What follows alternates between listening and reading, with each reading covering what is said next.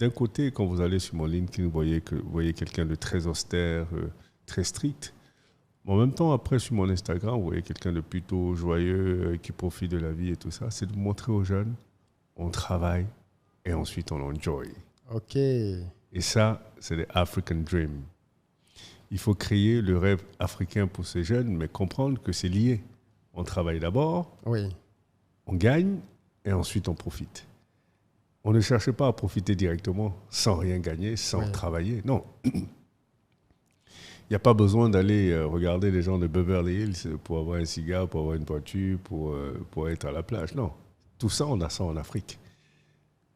Le job, on l'a en Afrique aussi d'ailleurs. Et d'ailleurs, les opportunités, à mon avis, les plus lucratives aujourd'hui sont en Afrique.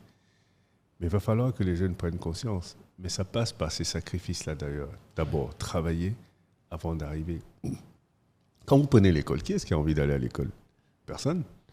Si on peut vous mettre le savoir en une seconde dans la tête et vous devenez médecin ou avocat, ouais, ben, tout le monde prendrait. Mais non, il y a un processus. Et c'est ce processus, à la fin de ce processus, qui est sélectif, qu'on voit ceux qui se sont vraiment donnés pour devenir médecin, pour devenir avocat, pour devenir ingénieur.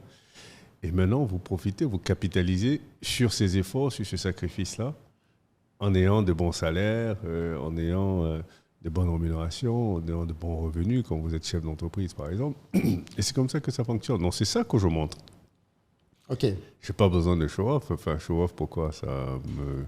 Enfin, je dis, ça m'apporte quoi de plus? Je veux dire, montrer que j'ai un cigare ne va pas me donner plus de cigares. Oui. Non, donner plus de cigares, c'est de les acheter. Oui. Donc, d'avoir plus d'argent pour les acheter. Voilà, donc montrer, et je ne montre pas, je montre ma vie. C'est comme ça que je vis tous les jours. Donc, je veux dire, c'est... Et pour moi, il faut sortir de cette logique-là et se dire... j'aime bien, moi, quand quelqu'un me dit, mais comment tu fais? Comment tu arrives à faire tout ça?